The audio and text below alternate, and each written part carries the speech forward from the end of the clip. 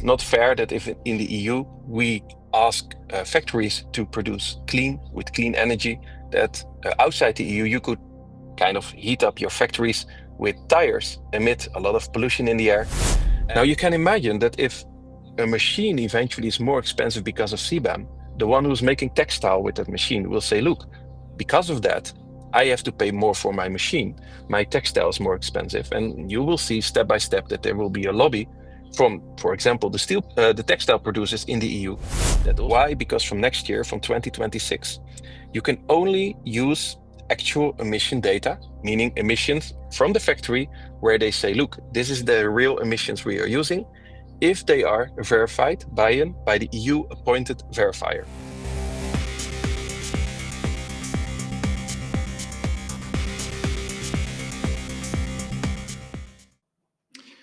Meet Marcel Dauds, the guy who looks at EU CBAM regulations and sees opportunity, not paperwork. From exiting startups in his 30s to building a platform that turns carbon compliance into strategy, he's the rare leader who blends policy, tech, and business sense. Expect insights on why regulations can be your secret weapon and a few laughs along the way. Marcel, welcome. Thank you, Arnes. That's a nice introduction. Thank you for that.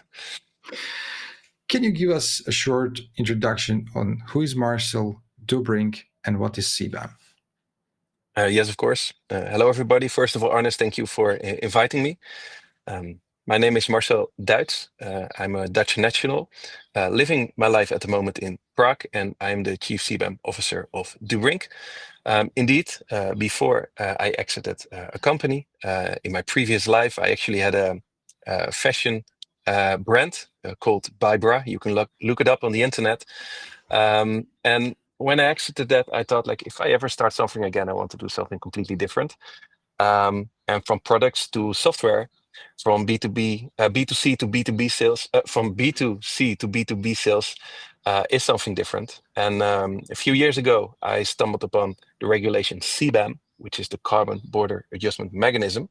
And together with my business partner, Jan-Joost den Brinke, realized that it is a very complex regulation, that if you want to import steel, iron, aluminium, fertilizer, cement, electricity into the European Union, that you have to calculate your emissions and pay over that.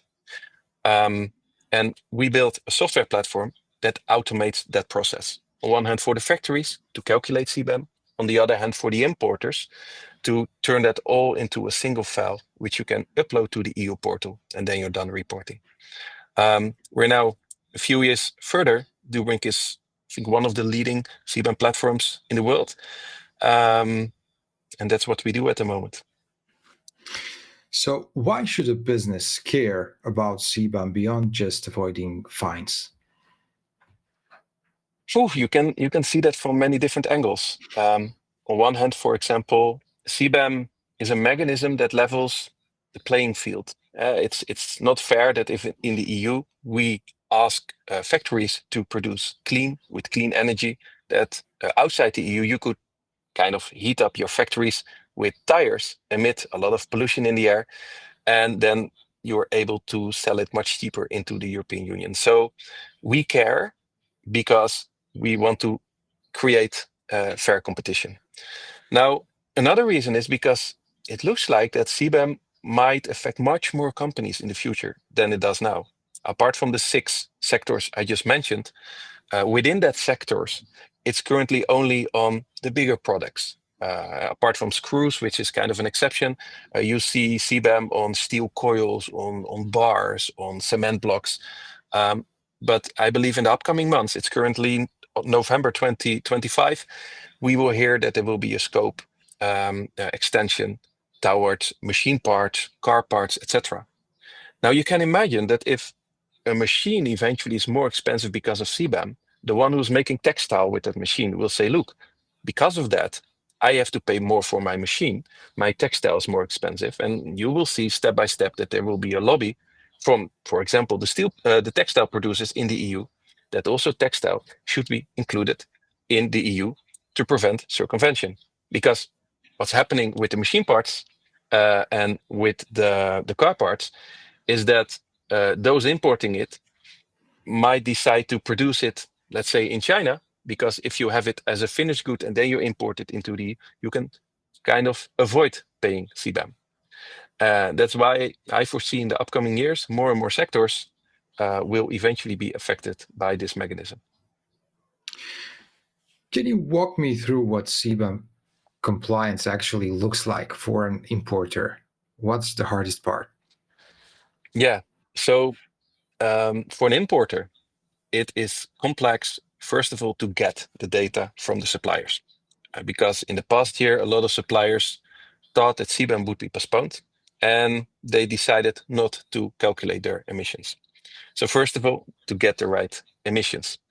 Now, what we see is that there are importers that are buying products from a lot of suppliers. And to bring that all together, all those emissions, and connect them with all the imports you're doing and report it in the proper way, that's simply quite hard. That's what Dubring automates. But you can see it even differently, because if you are, for example, a UK company and you're importing all kind of screws, and those screws you get from all kind of suppliers.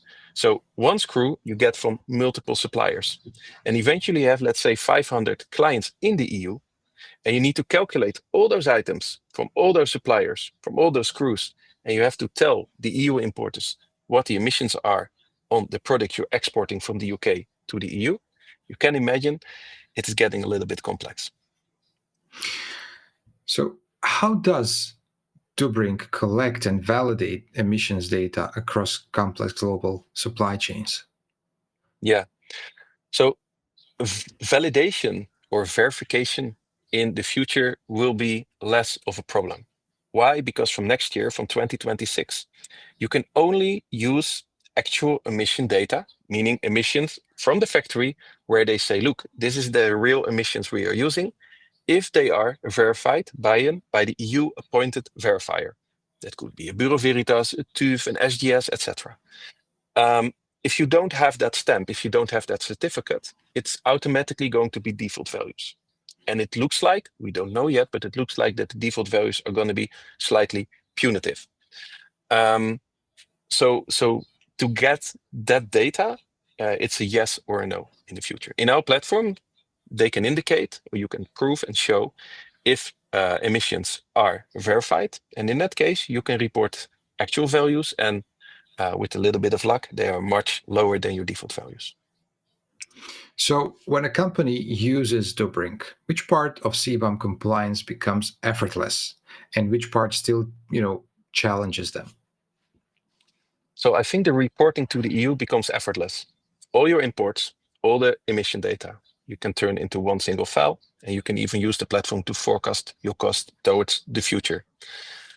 Where still is the bottleneck is if your supplier is willing to provide or willing to cooperate to calculate their emission data.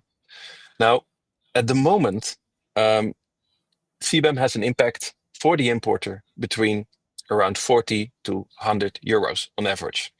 However, every year, that is going to be more expensive. We see in our forecasting tools that over 10 years will go with a factor 10 up. So the 40 euros will be 400 euros, and the 100 euros will be 1,000 euros per ton. So eventually the pressure is going to be so high that a factory will have to decide, am I going to focus on the European Union as a market, or will I not calculate my emissions, and will I look into other markets around the world? The thing is that, if I'm correct, there are around 72 markets currently looking into their own kind of CBAM mechanism. And the EU said that if the country that is supplying has its own mechanism, then you can pay your emissions in that country. And those emissions that are paid over there, the importer doesn't have to pay anymore.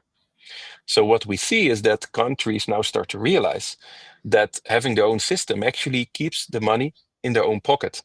And that having a government that incentivizes calculation of emissions and decarbonization has an even much bigger multiplier, a much bigger effect on the cost for the importer than single factories decarbonizing. That is recently calculated by the International Association for CBAM. Meaning that ignoring CBAM as a factory is kind of tricky, I believe. But the supplier side, if a factory wants to participate or not, if they want to calculate, eventually for an importer, it's not something what they can influence. So CBAM calculations can be tricky, obviously. How do you ensure accuracy and reduce human error? On the supplier side or on the importer side? Yeah, I think both are very important, don't you think? Like they're pretty, Yeah. just So on the supplier side, if you use our platform to calculate your emissions, our platform is spot on. We have it checked by multiple consultants, and I remember when we checked it, we were 0.0001% off, and the reason was because the template of the EU actually rounds up after a few digits, and we didn't. So now we're spot on. However, again, the accuracy eventually will also be tackled by the fact that the data has to be verified.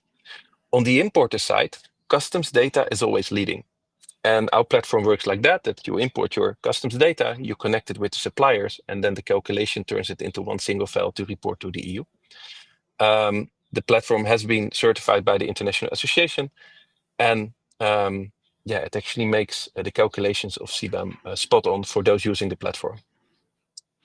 So I'll go a little bit more into details. How does your platform handle differences in production processes across factories? How does it handle differences? Well, you can create as a supplier your own supply chain. So if you're using one method or the other, you can click that together in the platform. And that's where the differences eventually are present. And of course, if you have emissions, you enter them in the calculation, and they will also create different outcomes, of course. Is that what you're aiming at? Yeah. Yeah. And can it forecast, emissions costs for future operations? Yeah, we have a forecasting tool, which both can be used by the supplier as the importer. We have to make some assumptions in that simply because of the fact that some data has not been released yet by the European Union, which should be released to accurately calculate your emission cost. One of them is, for example, the benchmark. The 10 cleanest producing installations. There's a CBAM equation, and what the EU actually says, like, we want you to pay over emissions, but not over that part which you have to emit anyway to produce that certain product. Well, that you can deduct in the CBAM equation from the total CBAM price. However, that part has not been released yet, and that's the same with the default values for next year. They are not known yet, but we made very good and strong assumptions. Enter that in a forecasting module, and by that you can forecast what your price is going to be in the upcoming years. Of course, disclaimer. And what's the single biggest misconception companies have about CBAM? What we see a lot is that somehow a lot of companies still believe that you have to pay only 2.5% next year. And that is because the 2.5% is mentioned in how you calculate CBAM. However, that's only part of a small part of the calculation of CBAM. We even see companies in the EU saying, look, we add 2.5% to our invoice and your CBAM is covered. It's more than 60%. It's not 2.5% of the emissions what you pay, it's more than 60%. That's actually one. The second thing is that CBAM will be postponed till 2027. It's also a misconception, Arnes, because CBAM actually started already in 2023 Q4. And yes, from 2026, companies will have to start to pay. And yes, the payment actually will only be made in 2027. But if you only find out in 2027 that this is the case, you will never get your emissions anymore in time, and you will have to pay the punitive default values. And third, I see that a lot of importers do not realize that they have to register again for the new registry of the European Union, that if you don't do that, you can't import CBAM. You need to become an authorized declarant. And that is quite a bureaucratic and difficult process. Dubring helps companies achieving that in all the countries in the EU. Companies can also do it themselves. But if you're importing, do that. And the thing is that the EU says that they have 120 days to evaluate the data you send them. And there's even a 30 days emergency period. But if you calculate it back from the 1st of January, you end up somewhere in August. So if you hear this, please take a look, because you should have already done that by now. So, how often do regulations change, and how does Dubring adapt in real time? So CBAM has been changed a few times.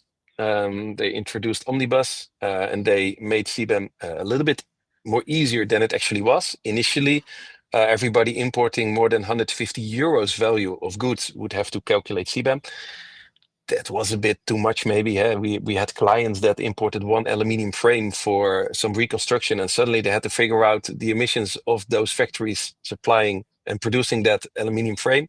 Now they raised it to 50 tons, which in some situations is still very, very difficult. And in some situations, very easy. If you're just importing steel coils, it's fine. But if you have 50 tons of FedEx and DHL packages, it's still quite a hassle. And sorry, the question was, I wanted to go somewhere. How do you adapt it in real time, the new Yeah. regulations? So these regulations are changing, and how we adapt is that we of course follow the news, what comes from the EC. We have scrapers on websites to be first, and actually the moment when we see that we need to change our platform, that's actually what we do. Yeah. So, could CBAM ever penalize a company unfairly, and how do you prevent that? Could it penalize unfairly? So you mean that someone would get a fine while they actually don't deserve that fine, right? Yeah, can that happen? Well, if you get emission data and you get it verified, then you pay a lower. Well, actually, there's a way. Imagine you report actual values, and a few years later you get an audit, and that person working for you, who actually had all the knowledge about CBAM, is not there anymore, and you have to prove that you did the right thing. And you can't, that's when you might be pushed back to default values, which are slightly punitive, or maybe at the time even more punitive. And I can imagine for a company that feels quite unfair. That's why whatever you do, keep your data. Dubring works with audit reports, which are available on every import. But whatever option you take, make sure that for at least 4 years, you have your CBAM calculations and your information ready. That if there's ever an audit, that you can show what you've imported. I think that this one is pretty important technical question. How do you integrate CBAM compliance into companies' existing IT systems without slowing down the operations? Yeah, so there are multiple ways. We see that companies work manually in a platform. If they only have a few imports, they just put it in manually. The import can be done via CSV. It can be done via Excel. We work with APIs, so we can connect it to software platforms. I'll not go into detail how we exactly do that because that's boring. And what we also do is that, look, Dubring is not just only client-facing. We also work a lot with, for example, customs specialists. And with some of them, we are actually their backend. So their clients don't even know that they're working with Dubring. We are like the calculation tool where they are tapping into. And that is one of the reasons why Dubring is currently so successful, because it is not about the amount of clients you have. Eventually, it's about the amount of emissions you have. And by the fact that we have so many partnerships with competitors, with partners, with anybody, we become the database with a lot of emission data. So if you join Dubring, there's a very high chance that your emission data from your supplier are already there, because half a year ago, someone else requested that factory, like, hey, can you please provide your CBAM data? And once you ask permission to that supplier, if you can also have that emission data, you're up and running in no time. And I think in comparison with many other CBAM companies in the EU, we are kind of unique in that. And that's actually what I learned, Arnes, from my previous company, because in my previous I never mentioned that like on camera, but in my previous company, I saw competition as something unpleasant. I felt not happy when I saw them on trade shows. And after I saw that company, I realized if I ever start a company again, I'm going to change that, because if there's one person who knows what you are doing every day and what you're trying every day, then it's Yeah. actually your competitor. So what I've done in the past half year is reach out my hand to them, have a coffee with them, have a dinner with them. And those were amazing conversations.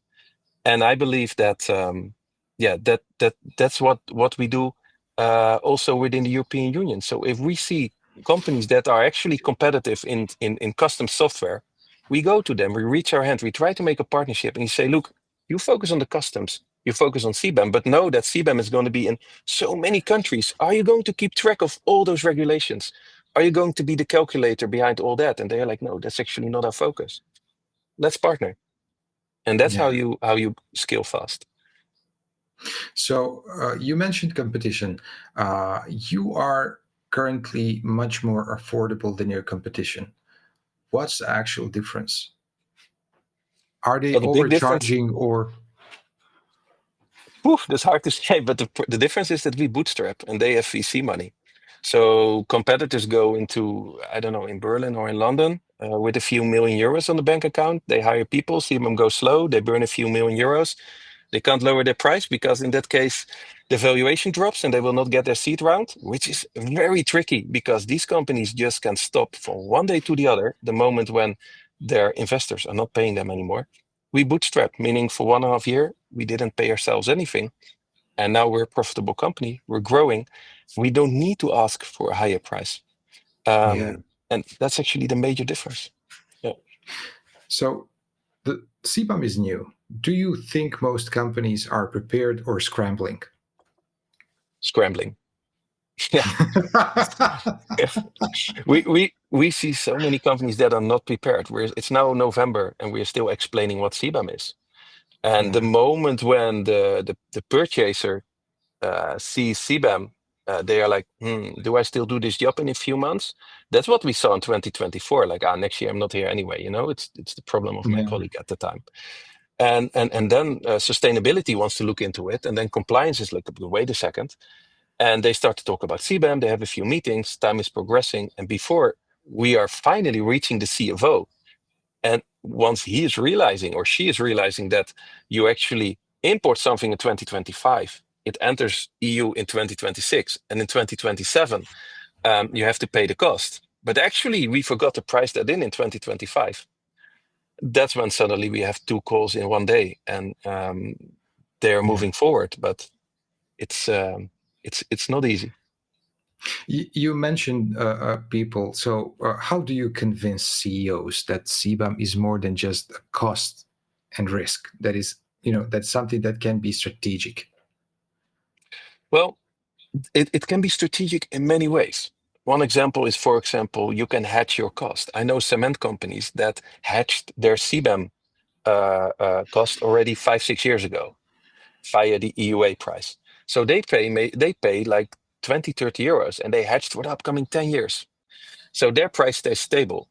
CBAM certificates, which we have to pay to actually pay our emission cost, are going to fluctuate. Currently, at the moment, it's around 80 euros, but it might go up to 250 euros. So you can imagine if in a few years this company pays only 30 euros and this company pays 120 euros, that's a strategic difference. Now, and on the other hand, having actual data or having to pay default data can make a difference of 30%, is what we estimate. That's a strategy if you're going on time after actual data. Third, understanding what CBAM is and being ready compared to companies that are not ready at all is a massive difference. And like that, there are like 10 of these kind of differences, how you can treat CBAM well and how you can let it go and see what's going to happen once it hits you. So you mentioned companies. Is there a difference between big and small companies? How do small suppliers cope with CBAM requirements compared to large multinationals? You'd think that the multinationals are the best prepared, right? I guess. Probably, yeah. Yeah, it's not. It's not. Just today we got an interesting lead from one of the major Dutch multinationals. which everybody knows in our country, and they are just starting. Well, there's just 6 weeks to go, and then CBAM hits. It is the small SMEs that come to us. They see our platform. They're like, wow, that's intuitive. And at the end of the day, they're a client. Next day, they're importing their CBAM cost. The other day, they're reporting and they're done. Multinationals, they need to have many, many meetings. Apart after the meetings, you need to offer your software. They need to audit it. They need to go through it. They need to talk with compliance. They need to look at your terms and conditions. I'm confident that many are going to be too late. Yeah. So actually, we see that the SMEs are much more agile and much faster in adopting. So, what are the common mistakes companies make when implementing CBAM compliance? The calculation, they don't have it right how much the costs are going to be. They actually believed for a long time that it would be postponed because there were a lot of lobby organizations and associations that actually mentioned that CBAM wouldn't be introduced. And what I see is that what's the expression in English? They're passing down the can, or they're kicking down the can. So Yeah. actually, it goes from compliance to sustainability to purchasing to finance, and nobody wants to take ownership. So you need a leader in one of those companies who says, this department is going to do it, and you're going to be responsible for that. And that's when we see a company is moving forward, and within 2 months they can be up and running. So, do you see CBAM evolving into something more ambitious, like a global carbon standard, maybe? That would be speculative, Arnes. I don't know. I don't know. That really depends on politics, on how things are going to roll out in the upcoming years. What I do believe is that it's not going to go away, because if you would cancel CBAM, you actually kick a massive hole in the boat of the ETS market. And everything what we see around us in the European Union somehow has a cost because we try to produce it cleaner. If we would let that go, I believe the industries we have will not be competitive at all. If you have your machines based on sustainability, but you would completely take the incentive away and suddenly they would have to compete on cost, you will be hit hard. That's why I believe CBAM is here to stay. Yeah. So, how do you handle transparency and data privacy while sharing emissions data with partners?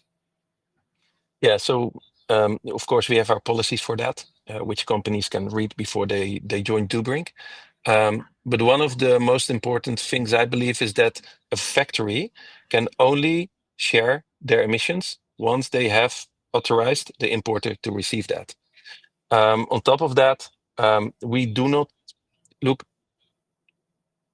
I don't know what you think about that, Arnes, but I don't believe it is right to, for example, have a client take their data and then think, oh, big data, we can use that. And we could, for example, estimate the cost the moment when their competitors are joining the platform. I see that happening around me. I would personally never join a platform if I realize that those estimations Yeah. are actually based on the import from my competitors. The same with suppliers. I can't imagine that it takes you 10 years to build a relation with a specific Chinese supplier somewhere in the north, which all your competitors don't know about. And then suddenly a platform would tell you, hey, have you ever thought about this company? They have amazing emissions. Um, Yeah. that is what we don't do. However, I see happening around me that some companies see CBAM data like that. So I believe on one hand, it's the policies. Second, it's about make sure that you have ownership over your own data, that you are the one deciding who will see your emissions. And third, look into the business model of the platform you're dealing with, and make sure that competition can't take advantage of the data you are providing. Tell me, what's the most surprising insight you've learned from working closely with CBAM stakeholders? Um, Jesus, the most.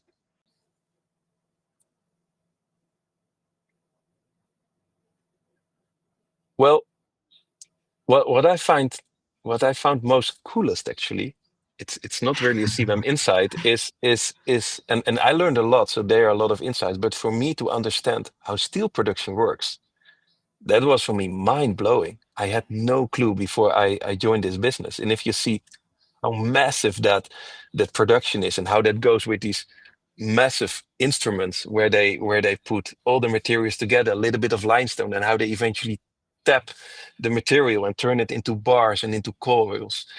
To me, that was actually one of the most interesting insights. If you ask me CBAM wise, um, I learned that implementation is not as perfect as you would wish. Let's say, yeah. Yeah, Let's for take it sure. political. For sure. So, what's the single piece of advice you would give a company just starting their CBAM journey?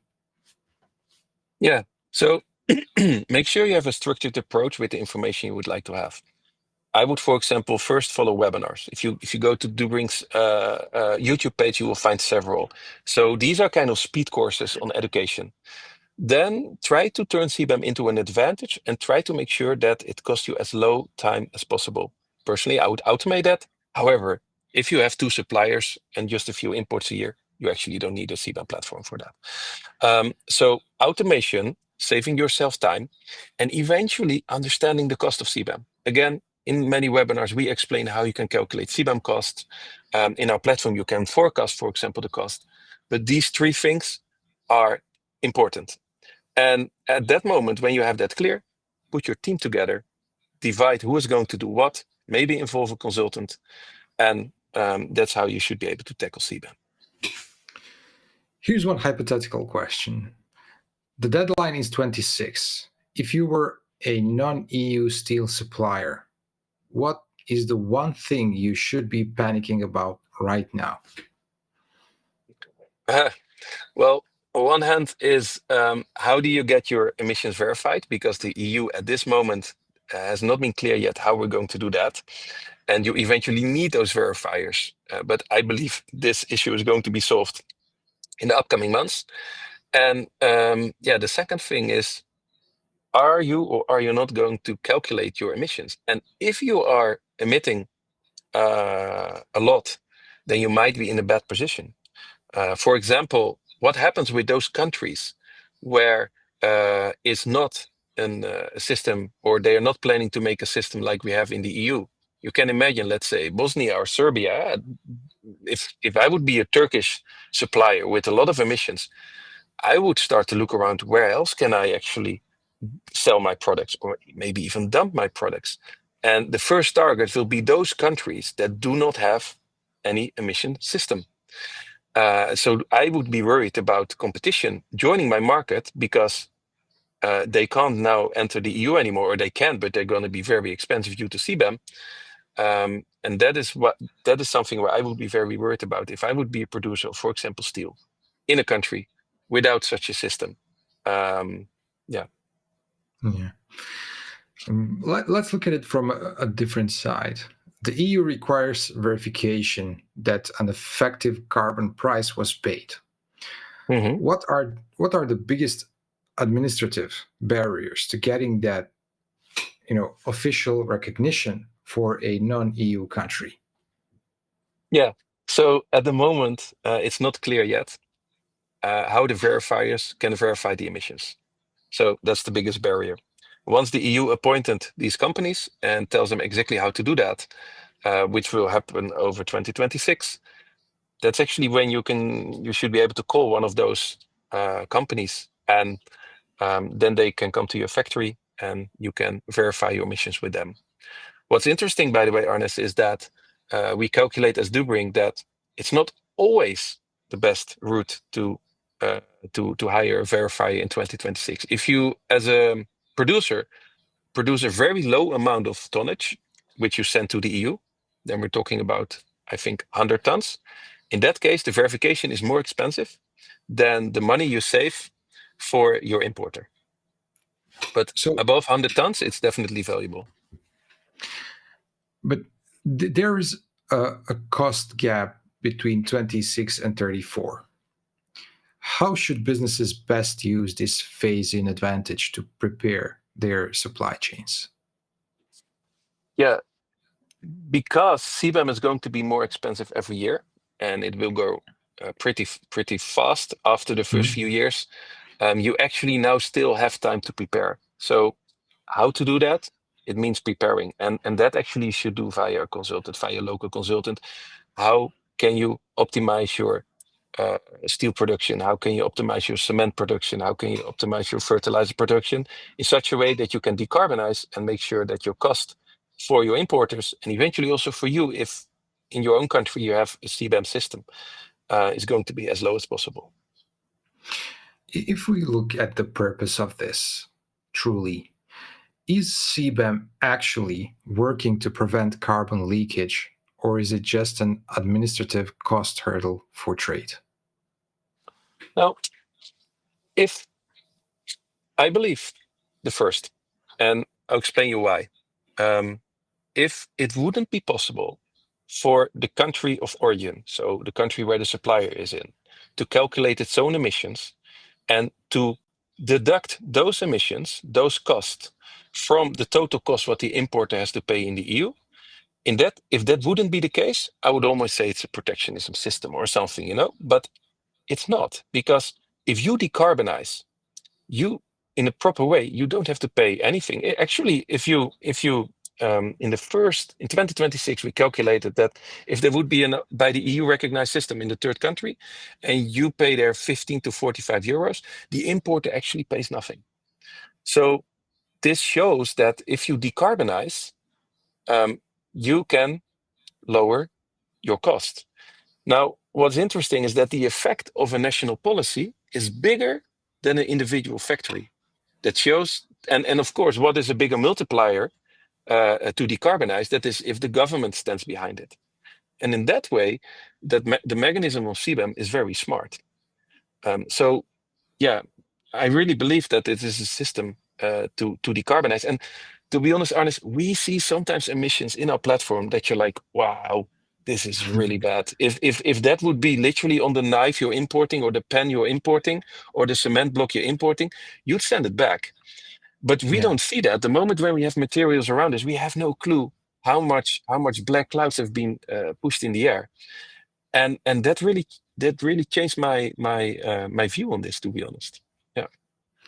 And now, while you're saying that, I was trying to put myself in the shoes of these, let's say, steel makers, and their probably only option right now is to use, for instance, clean or green hydrogen to produce the steel, and the price of hydrogen is crazy. So they have to weigh between the price of carbon and the price of hydrogen, to get the product that's sellable. That's pretty hard. But let's go to the next one. How serious is the so-called scrap loophole, where exports blend recycled material to artificially lower their reported emissions? Well, that's I mean, CBAM is not perfect. There are many loopholes, things which are not perfect, but it is on the other hand very brave that the EU started this. I mean, you can say a lot about the EU, but they show leadership in pushing this and trying to achieve a production around the world which is cleaner, because we really see other unions and other countries now also looking into introducing a CBAM platform. A CBAM system. I just lost my trail of thoughts. What was the question again? About the loophole. Yeah. So what we also see is that actually, I think a few days ago, they proposed several options how to close the loophole of scrap.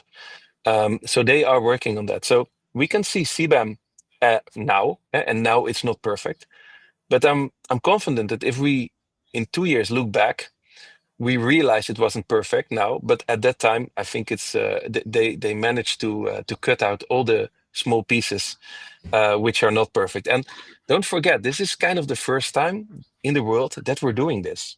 They also have to learn. They are not perfect, and that's what you hear and there see. So yeah, a lot of critics on CBAM, but let's see how it is in a few years. Let's do some predictions here. Beyond the current mix, what is the next major industry you predict the EU will try to pull into the CBAM scope? So I think first we would look into within the current materials, into car parts, machine parts, etc. Then it gets really then the next thing, if I would have to guess, it would be chemicals, Mm. and then maybe ceramics, maybe glass. Um, but I have no prediction on when that would be. So, what is the one simple biggest thing that EU could make to take the CBAM regulation right now and help the market to simplify it? Well, I believe in a way Omnibus has been already a step forward. For example, you do not have to calculate any more finishing processes. That is not all the information again is known on that, but they really try to simplify it in that way.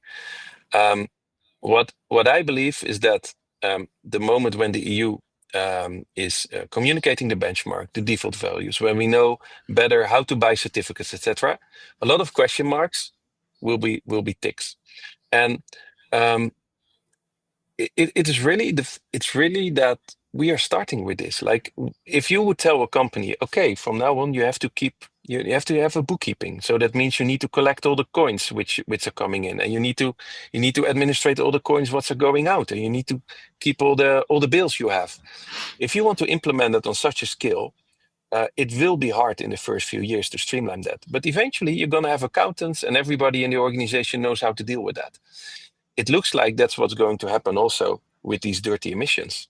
And we are now just at the start.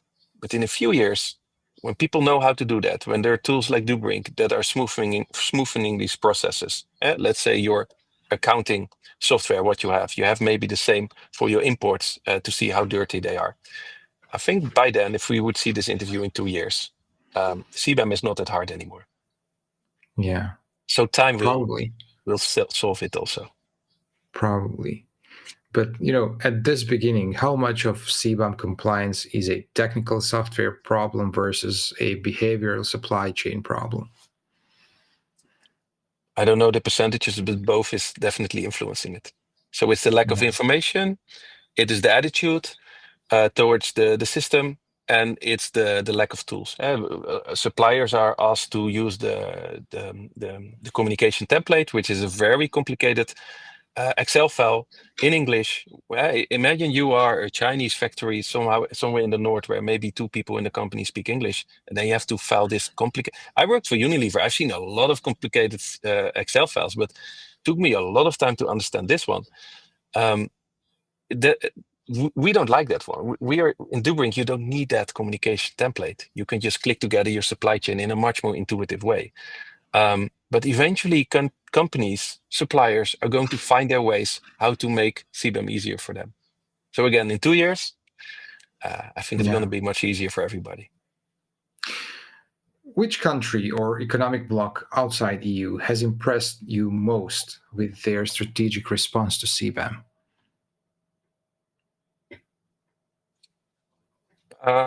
Well, the UK is the first. They are kind of partnering with the EU, and Mhm. what they kind of try to do it a little bit simple. Again, not all the information is known yet, but what the UK does is that instead of buying CBAM certificates, they just turn it into a tax with a certain percentage. And that makes life easier for those importers.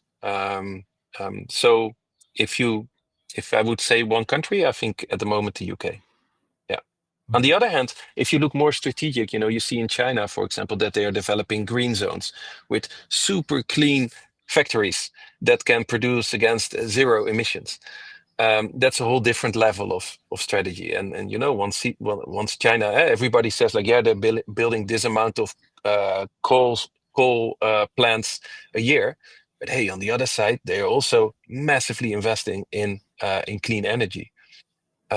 So China is very advanced in that, and of course, if you can produce very clean and you can then import it into the EU, and you barely have to pay emissions in your own country, and you barely have to pay emissions in the EU, that could eventually become a strategic advantage. So being the cleanest in the future in a situation of CBAM systems is actually the way to go. And that's, of course, why they are pushing this system.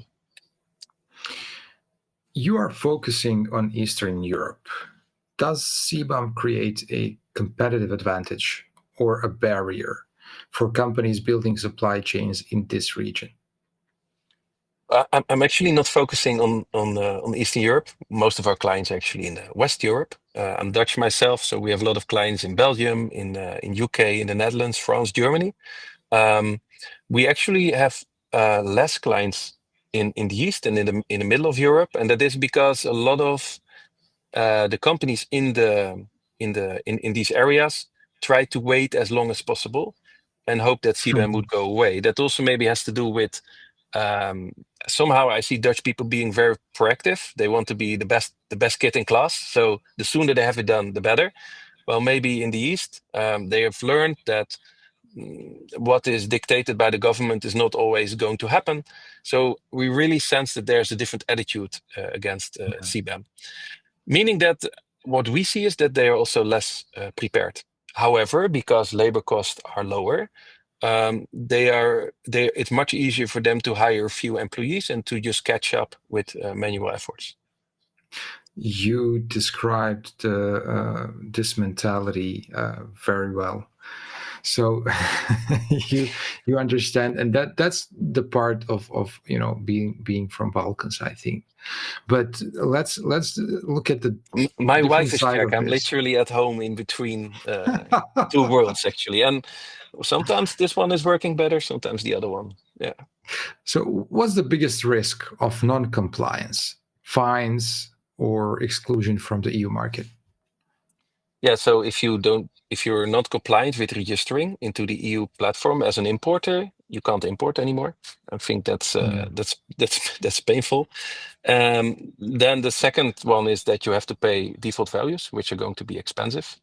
And as a supplier, it's not about being compliant or not, because you can choose to not decarbonize. But if I see how CBAM is going to play out, more and more markets will be harder for you to enter because your products are systematically going to be more expensive if you emit a lot of CO2.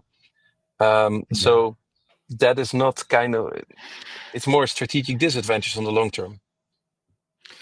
And are there scenarios where industrial decarbonization still makes more sense than implementing a national carbon price? I'm sure there may be situations, but what we have seen is that if you look into the equation or the calculation of the CBAM cost, that having a country that has a local policy recognized by the EU, that has a much more bigger effect than in individual factories decarbonizing. You can look up actually you published the report recently. I think it was on your news channel. They can find it over there. Yeah. It's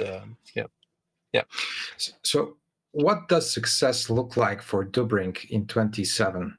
Is it a market share, or is it driving down the costs for compliance for the whole industry? What else? Actually, success is happy clients, and that sounds maybe cheap, but we really enjoy it when we see that the clients are happy, that their reports are done, that they understand how the platform works, that they realize that from there on it's actually just a once in a 3 months job to enter their customs data, to link it to the factories, to report the file to the EU. And I think if we keep on doing that, we are happy, we're winning, and actually, I don't care if I get like 10 or 15% or I don't know market share. If our clients are happy, we are relevant, and and then we're actually contributing something to the whole community of companies that are affected by CBAM. Yeah, for sure. Marcel, thank you so much for being my guest today.